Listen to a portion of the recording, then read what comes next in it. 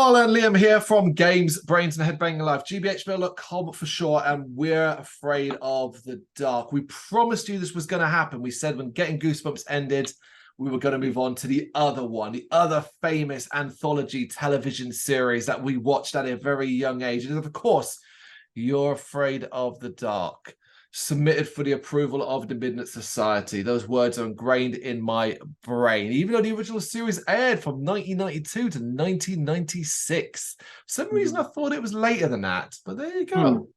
Yeah. Got a lot of nostalgic love for this show. Well, particularly the early seasons. It has a lot of content, people. It's also got a couple of revivals. Two, in fact, one from 1999 to 2000, and a second, 2019. I was like, oh, goodness me. Yeah, I did hear about that second revival, and I think it was quite well received. So I've always wanted to go and watch it, but I suppose we'll get to it at some point. Eventually, because this is a lot to go here, folks. This is a longer show than Goosebumps, even though it's very familiar in kind of like it's young teen, young adult, youngster horror. Sometimes leading a bit like I would argue, based off the first few episodes of this season, that this is not aimed at the same age range of Goosebumps. A little bit older. Yeah, I rewatched this, several years ago now, but I remember thinking the exact same thing, that Goosebumps was geared towards maybe a slightly younger audience, whereas this has the vibes of it that you feel like it's definitely aiming for slightly older, maybe like older teens and stuff like that, because it does hit on some more scary and horrific elements that Goosebumps does sometimes as well, but more often than not, Goosebumps had more of a goofy comedic vibe to it, didn't it? So Agreed. And like an immediate difference is the overarching sort of thing about this is it revolves around a group of teenagers, not kids, teenagers, who refer to themselves as the Midnight Society. So basically every episode is an introduction and an outro, sometimes sprinkled in between as well. They're basically at a secret location in the woods at night, and they tell scary stories to each other. Someone's nominated, someone comes with a new story. And that's what we watch. We watch that story being told, bookended by the Midnight Society introducing it and Xing it, sometimes with their own stories as well, tying into those characters and who they are. I love that format. It's very simple, very straightforward format. I love it. I completely agree. It's so simple, but it's such a great idea. The whole campfire ghost story thing, bunch of friends, or not only they're not friends, are they? I think some of them are just like complete randoms That's coming it. and joining together. But it's this communal sort of thing they have where they all sit down and tell the stories that kind of brings them together, even though they're all kind of not close, which is a cool idea in itself. I like that. Yeah, in fact, that in this episode, so we are going to talk through the first episode of season 1, The Tale of the Phantom Cab. That actually does introduce and explain exactly who and what these people are in a very cleverly speaking directly to the viewer, but then turns out to be speaking to someone else as well. So it's quite done. Before that, though, before we get into it, of course, like we always like to do, here's the cast and who is involved. And it's smiled because basically, as Goosebumps fans, we are going to have a lot of doubling up here. We're going to see returning cast members. We're going to see writers and directors we know. And it starts with this. First, written by Chloe Brown, but directed by Ron Oliver. Wow. Really? Yeah. That's mad. I mean, it makes complete sense. They run around the same time. Very similar shows. I believe a lot of the cast in this are also Canadian. So, it makes complete sense. There you go. Absolutely. And only in this episode and only when it changes, I'm going to quickly run down the cast of the Midnight Society. They're going to be the same people until later on. Some come in, some leave, some join and all that. We have Jason Alasharian as Frank, Nathaniel Moreau as David, Rachel Blanchard as Kristen, Ross Hull as Gary, Rain Parry Cole as Betty Ann, Jodie Ressner as Kiki, and Jacob Tierney as Eric. Get used to their faces. They're all quite likable. They all do their roles quite well. And overall, I think, because it's still, bear in mind, we only took me to episode 1, but looking ahead, you're going to get to know these guys a lot more. Yeah, Gary is the complete icon of this show, man. He's pretty much in it throughout the entire run, and it's interesting because a lot of the characters like him that return, you see them age and get older and stuff like that, and he becomes almost like the pseudo leader of the group as the other ones leave. He's always the one that remains, that brings new people in and stuff like that. So he's a memorable character, and I just thought they're like a likable enough bunch, It gives you that vibe of if you're like a kid watching this, you'd think, oh, I'd like to be there with them and stuff like that, and be friends with them and listen to their ghost stories. So I think it nails that quite well, yeah. Absolutely, well said. And the story's cast, small cast here. We have Jason Tremblay as Denny, Crocker, Sean Ryan as Buzz Crocker, Brian Dooley as Flynn, Aaron Taggar as Dr. Vink, and T.O. Dillon as the Ranger. That's it. That's our cast. It's not a lot to go on here. And as always, before we get... I don't know for sure, but I wonder if the person you mentioned, was it Jacob? Was it Jason Tremblay? Yep, Jason Tremblay. Yeah, there's a pretty well-known actor right now called Jacob Tremblay, and he's in like loads of things. He was in he's just like in loads of things. If you look him up, he's been in a lot of things. So you wonder if he's related? He was just recently did the voice of Flounder in The Little Mermaid. He was a really big kid actor. He was in the movie called The Room, which it won Oscars and stuff like that. He was in the Shining sequel, Doctor Sleep. He's the kid in that. He's been in loads of things. So I was wondering if there's a relation. That's all. Oh, so he could be Jason Tremblay's son, maybe. Yeah, possibly. To look that up. Okay, so little factoids that pop out here, ones that join, and this is important because we're going to be keeping track of this, or I'm going to be keeping track of it for a very special reason. But this is Frank's first story, so we're going to be keeping count of who tells the stories, and there's a reason why. Tier list, people, tier lists. Yeah, of course. Jason Tremblay would reappear a few episodes later in The Tale of the Twisted Claw. So there we go. He's going to return later on. Seth Ryan appeared a few years later in an episode of the Goosebumps television show. He portrayed the part of the ghost, Seth, the ice cream boy in The Headless Ghost. And only after reading it did I look at that kid and went, holy shit, because of course he's kind of done visual effects in him, but he's the fucking boy that fell on the dumbwaiter. Yeah, I mean, this is going to be fun for me as well because I've always kind of felt like, oh, I recognize that person from somewhere. Where is it? And now you say it. It makes so much sense that they would go back and forth between the two shows. So it's cool that it's seeing that. That's awesome. It is. Brian Dooley plays Flynn. Will appear again in an episode in season 4, and T.O. Dillon, who portrayed the Forest Ranger, will make another appearance in The Tale of the Curious Camera. So they're all doubling up already. And this is more of a fun factoid for all of those who, and I believe if you go back and watch the episode of Goosebumps called Piano Lessons Can Be Murder, will know that we mentioned Aaron Taggar as not just being extremely memorable in that episode, but being extremely memorable for other roles, including this one. And basically, it's a little bit of an in-joke, which is, of course, and it's a spoiler for the episode, but hey, we're going to be talking you through it anyway. When he holds up the hand in the jar, it, of course, is, well, he would obviously go on to play the piano teacher, portraying a robot that was controlled by someone who was obsessed with hands. All these little Easter eggs for people like us years down the line. I love it. To be like, oh my God, look at that. I love it. And I thought this was fascinating. According to Ron Oliver, the first day of shooting went so badly that he considered quitting TV and just sticking with movies. However, the footage turned out well and the producers encouraged him to keep going. And of course, history was made then, obviously. But it's just, like, oh, wow. That made me laugh. So I was like, oh, wow. We might never have got Ron Oliver Goosebumps episodes if the footage hadn't turned out well. Well, yeah, that's a funny one. Okay, right, let's get a little bit into this then. And first things first, I want to praise the intro to Are You Afraid of the Dark? It's just a really spooky, sinister. I love that it doesn't use superimposed images from the episode the way Goosebumps does. It's got its own vibes and feel to it. Yeah, I mean, we don't get the quite full version of it here in these first few episodes. I don't know if you noticed that, but it does get a bit longer as we go along. But yeah, I think the intro's iconic. It sets the more serious tone, as we mentioned, compared to Goosebumps, which if you compare that intro to this, you can tell that you're in for something that's going to be maybe more on the scary side, which I really liked. Yeah, it's great. You'll beware, you're in for a scare. So iconic is it inspired our actual cover photo for this video series, which is the match, of course.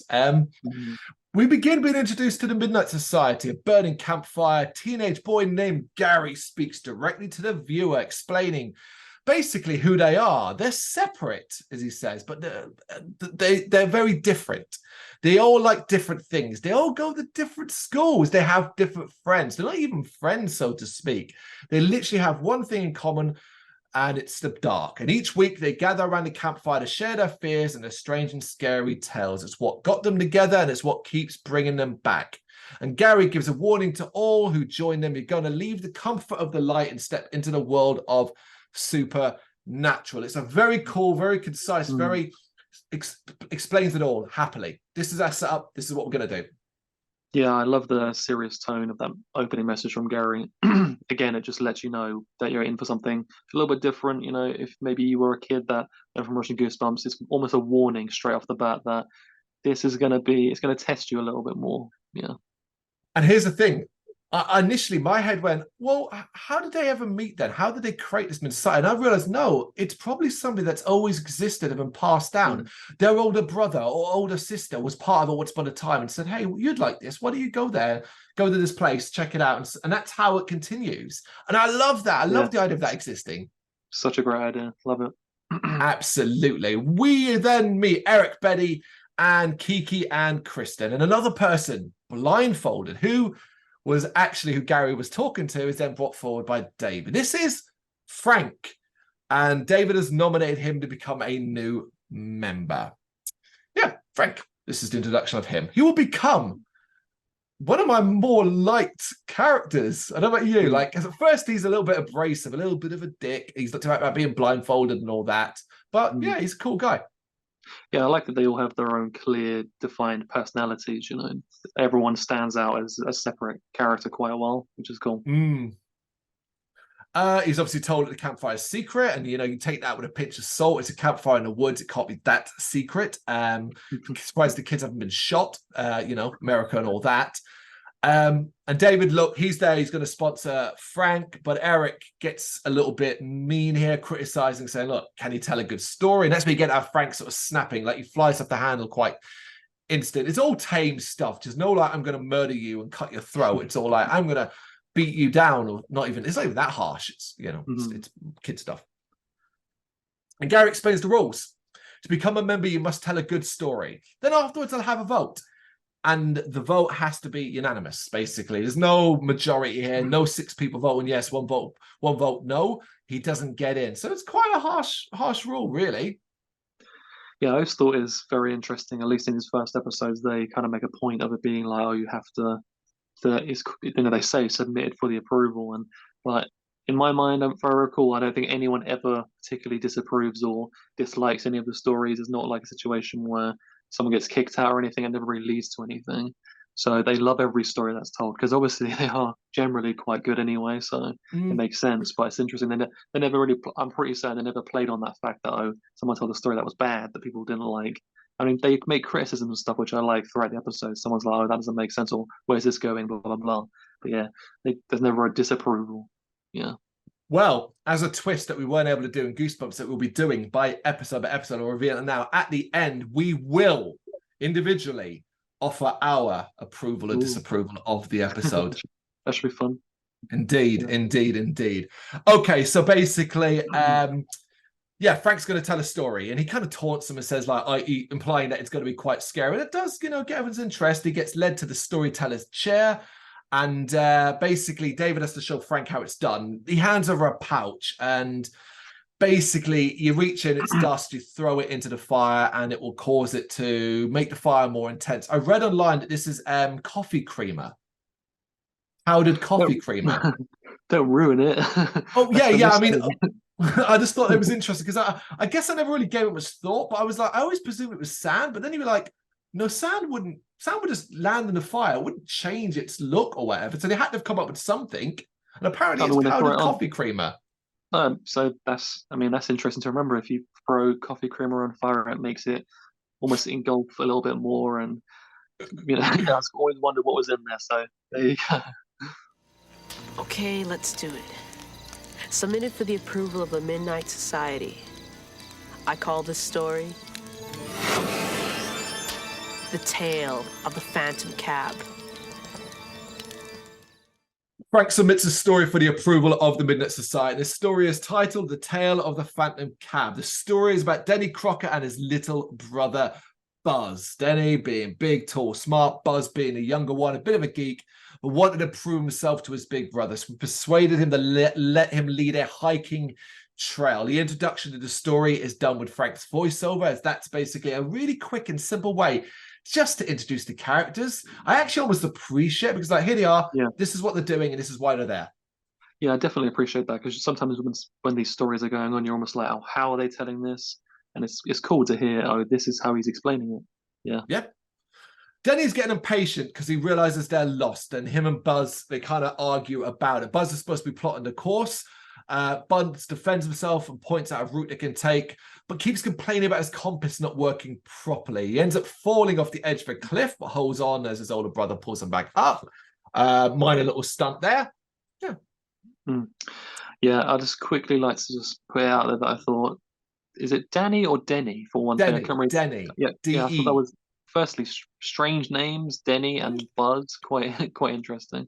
But yeah, he's complete dick throughout this entire episode. I don't know how you found it. I understand he's frustrated and they're lost, but it's like, if you do it better, kind of thing like that. So I know his brother's making mistakes and stuff like that, but he just takes it over the line a little bit, I think, of being like, yeah, here's the dick. I also think, like, why did you even agree to do this? That's absurd, just wandering out. But, and it kind of harks back to a Goosebump trope for us. What the fuck are the parents? Why did they allow this to happen? Exactly, yeah. As we see later on, it's getting dark and cold, and Denny is even angrier now as they are lost. Buzz says they've been going south for hours, so they should be in town by now. However, Denny notices how he's been holding his compass. It took me a moment, because he doesn't actually explain why, but it took me a moment to realize what he is. Basically, he's holding it so the compass point is facing towards him. He has a belt buckle, an iron belt buckle, which means the compass is attracted to that, which means it's pointing south towards him, no matter what. So basically, you've been walking in the opposite direction. I thought, okay, that's kind of clever. Yeah, that's clever. It doesn't make sense. You even know how to use this? Give me a break. We've been going south for hours. We should have been in town by now. Look, the needle points north and we're headed south. What can I say? That the way you always hold it? Yeah, so? Your belt buckle, genius. It's metal. The needle's always gonna point to it because it's a magnet. Yeah, the only part I didn't buy was an iron buckle on your belt. Who the hell's got an iron buckle? You're fake, cheaper metal than that.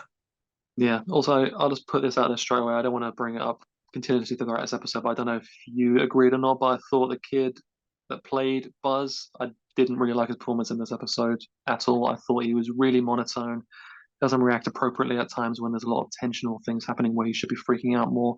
Whereas Denny, I thought was great. I thought he reacted appropriately the entire time. But yeah, Buzz, sorry, you're getting a thumbs down on this one for me. Yeah, there's a point near the end where it became painfully obvious where I was like, oh my God, oh no, please tell him to do that again. But there you go. Denny blames Buzz for getting him lost, calling him worthless.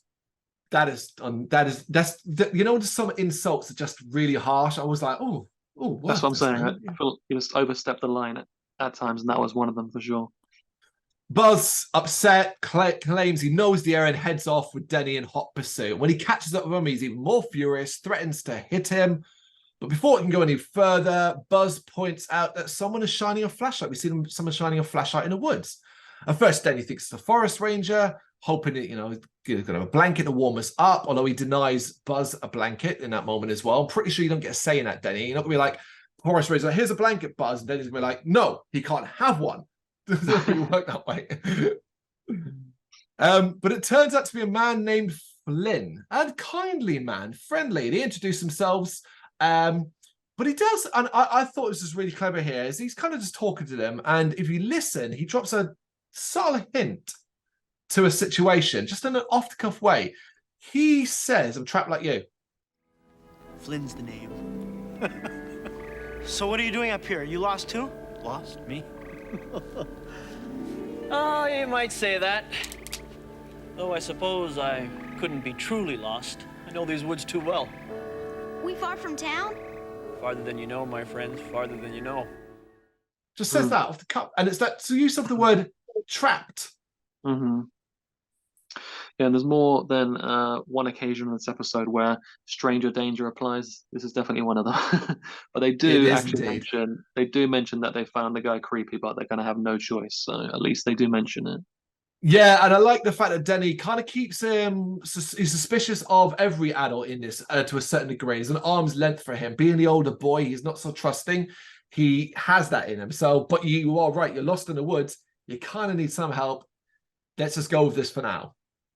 But I like the scenario because it is like a sort of like, what would you do in that situation? Would you be like going to refuse the help because you can't trust this person, and you're still lost and stuck in the woods? It's kind of like you understand this; they have no choice. It's exactly that. He does introduce himself and says he's a traveler who knows the woods, and says they'll take them to a home of someone who may help them. Of course, they kind of say like, "Can't you just tell us how to go out of here?" But he's concerned that they get lost in the woods alone. I mean, there's your alarm bells ringing, folks, because that's fine. But then the obvious answer is, can you not just lead us out?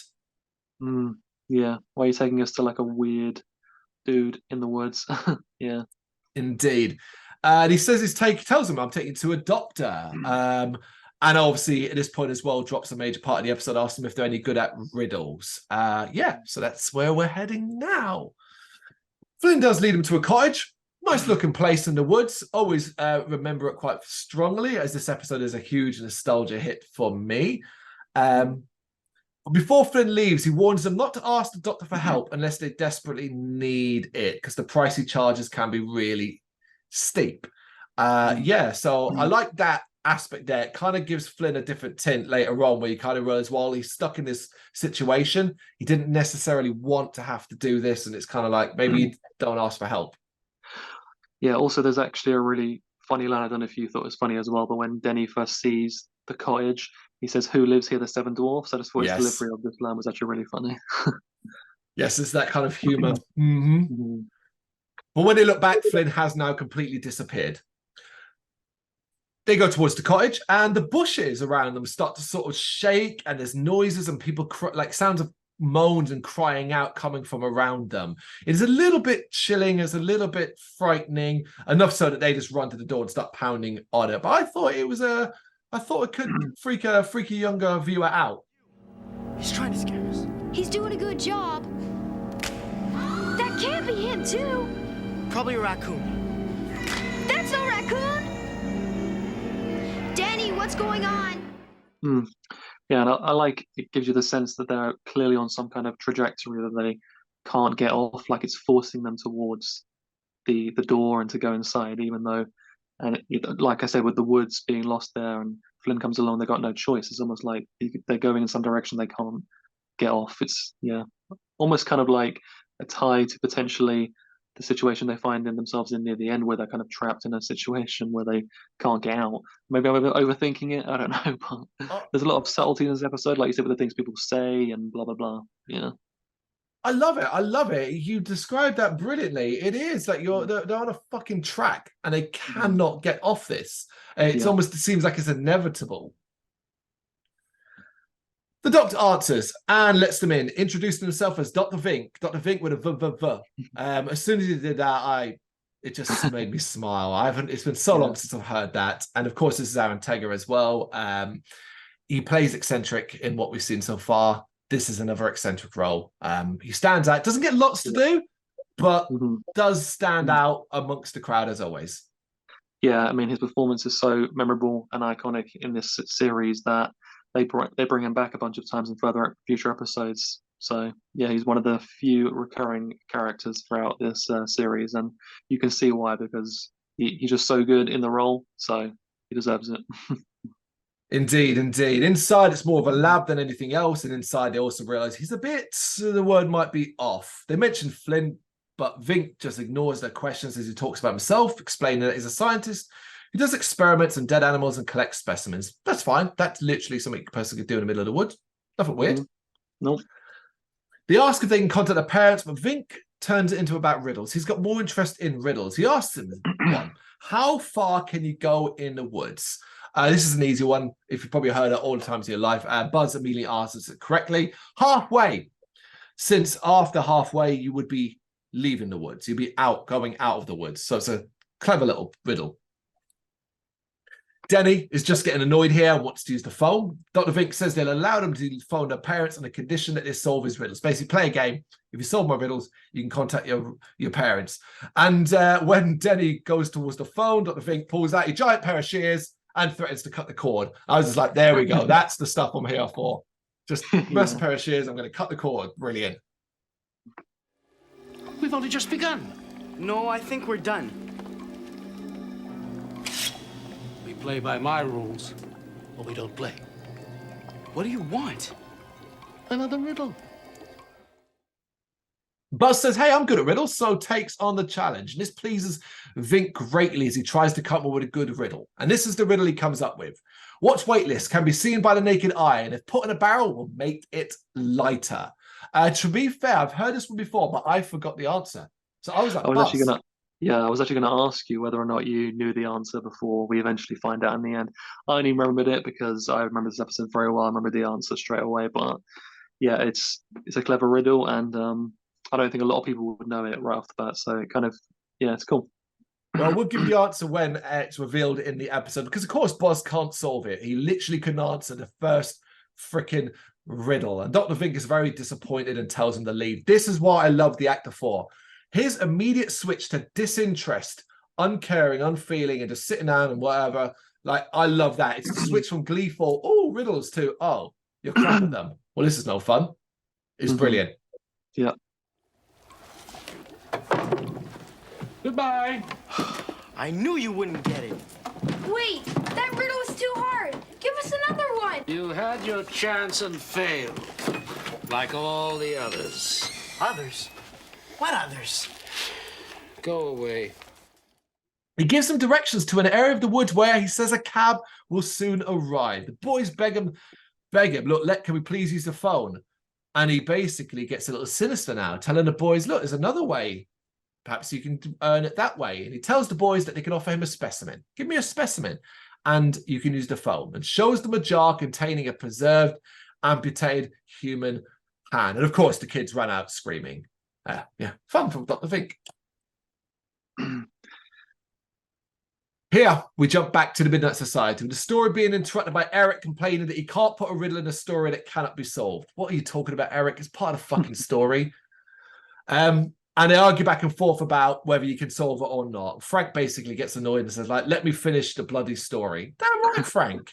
You're all jumping in with shit like that. You get the impression that a couple of them just don't want Frank in it. I think that's what it is. Yeah. Back to the actual story. The boys run back into the woods, and while obviously Denny is like, a cab isn't going to turn up randomly in the woods, immediately a cab turns up in the middle of nowhere. It literally is a cab, a yellow New York style taxi cab. They get the back seats, saying their parents will pay the fare. I like that. Look, get us whatever, and our parents will pay the fare. So view of parents then. We've established they have parents. And it turns out that Flynn is the driver. And he kind of says, look, I had a feeling I'd see you again. We kind of just a good way of looking at him to begin with. We see his eyes in the rearview mirror, and you can tell there's a little bit of paleness going on there. You know, they don't look well. Our parents will pay the fare when we get home. Don't worry. I know you're good for it. Flynn! I figured I'd run into you guys again. Guess you didn't solve the riddle. How do you know? Who are you? I give right to folks who can't answer Dr. Vink's riddles. And as he drives, he reveals the truth about Dr. Vink and his fate.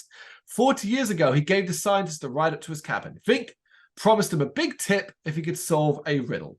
He couldn't solve it, but luckily, he says he got off easy by giving the doctor a specimen. He then shocks the boys to reveal that he was the one who gave Dr. Vink the preserved hand as a specimen. I do like the kind of like gleeful behavior he's got on the front of the cab here, like the hands, and another scene coming up. Denny, realizing the year and the age difference between he and Dr. Vink, realizes that he should be much older than he appears to be. And this is where Flynn reveals that when he left the cottage, he basically had a nasty accident crashing into a tree. And he's dead. And he does this and it's filmed in a way. There's this fast twist with his head twisting around. Good time. I'm a bit dead. And the camera's up close. It's very gleefully sinister.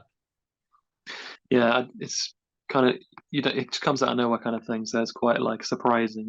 Yeah, it would shock like a young kid for sure. But yeah, I liked it. You might say, I sort of died!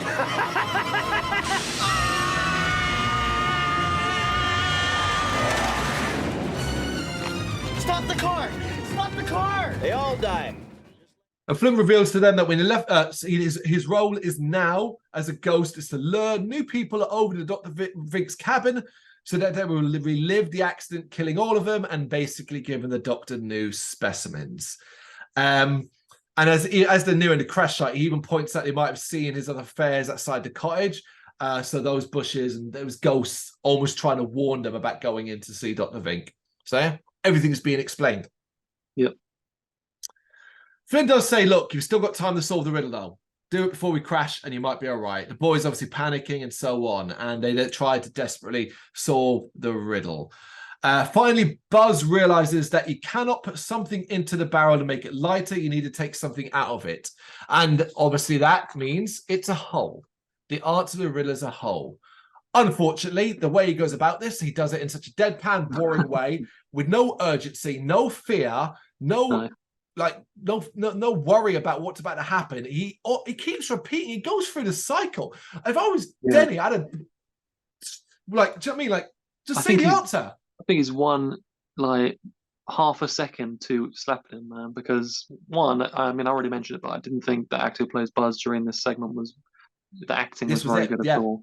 He just doesn't. I understand he's trying to remain calm and think of the answers like that, but. And I guess you're supposed to see the contrast between how he acts calm in moments of crisis, and Denny, who's freaking out, screaming. He's like, say the answer. And it's like, you can understand why, because they're literally half a second away from crashing into the tree. So, but yeah, he meanders a little bit. It's quite frustrating. Yeah. It's dumb. It doesn't make any sense because you're right about staying calm in situations, but they are about to crash when he finally gives the answer and they appear outside safe and sound with the cab having disappeared. You know, and Denny's pleased, you know, obviously we're not dead, so happy days. But they can't celebrate for too long because they see another flashlight and obviously think it might be Flynn again, but it's a real forest ranger who has been sent to rescue them. Apparently the whole town's up in arms looking for them and all that kind of nonsense, you know. So they sent, one ranger? One ranger. Okay, well, that bothered them. Yeah, it's like, look, we want to find them, but we don't want to overstretch your resources. No, the parents just like, we'll just chill at home. You go find them. Indeed. They get into his vehicle to go home. The ranger sort of says, like, what have you been doing out here? And yeah, this is another example where Buzz just shits the bed. The actor shits the bed. He just smiles and says, are you any good at riddles? I was just like, ooh, do it again, guys. Take two. Don't just go with the first take. Maybe that's the hell that they were going through during this episode. It was just too many takes. Maybe that was 20th or more take. Who knows? Maybe that is what Ron Oliver's issues were. It's like, yeah, this was like the 20th take, and it's just like, I can't do this. Yeah, he's like, these are the actors who got me. As the story ends, Frank says that no one ever saw the Phantom Cab again. And that when Buzz and Denny brought the police to the location of Dr. Vink's cabin, all they could find was an old stone foundation covered in weeds. And that is the end of that story. We'll just wrap up this section and then we'll talk a little bit about it and give our approval and disapproval. The Midnight Society has to vote, and a thumbs up means he's in and a thumbs down means he's not. And he gets all thumbs up and is greeted and congratulated as part of the Midnight Society. And that is where episode 1, The Tale of the Phantom Cab, ends. And well, I remember this episode strongly. I did. It was a nostalgia one for me. I am going to give this my disapproval. I actually thought this was pretty poor as an introduction. That didn't really tell a very good story, didn't really have likable characters, and I don't really think it was that scary. Like, this is Goosebumps level stuff, and it's like, oh, I didn't really enjoy it, if I'm honest. Yeah, you're completely right about the Goosebumps, mentioning that, because as I was taking my notes, I wrote about, like how I said, how this show has the more scary, creepy vibe and blah, blah, blah. But then this first episode could easily be a Goosebumps episode. It has that sort of goofy nature to it, and just certain elements and stuff like that. Yeah, it doesn't really reach the like scary level, especially with that intro with Gary being like, "Be afraid," basically, and then you have this. It's not the best opener at all, but I think it is generally fairly a solid episode. Like, there's so many better episodes to come, but it's solid enough. You've got the introduction of Dr. Vink, such a great character. There's a lot of cool imagery with the cab appearing in the forest and stuff like that. And like I said, I like how some of the things that Flynn says, that you mentioned, how they tie into what's to come. But yeah, it is lacking like that wow factor. It doesn't really like blow you away. It's kind of like, okay, that was okay. Yeah. Almost like, I think that's a fair way to put it. And I think almost I'd say playing it safe as an introduction. Like, let's not push the boat out. Let's not go too far here. We don't want to put something truly scary in the network or have to submit it as a pilot and then be like, who's this aimed at? And you'd be like, oh, it's aimed at 14-year-olds. They'd be like, are you fucking kidding me?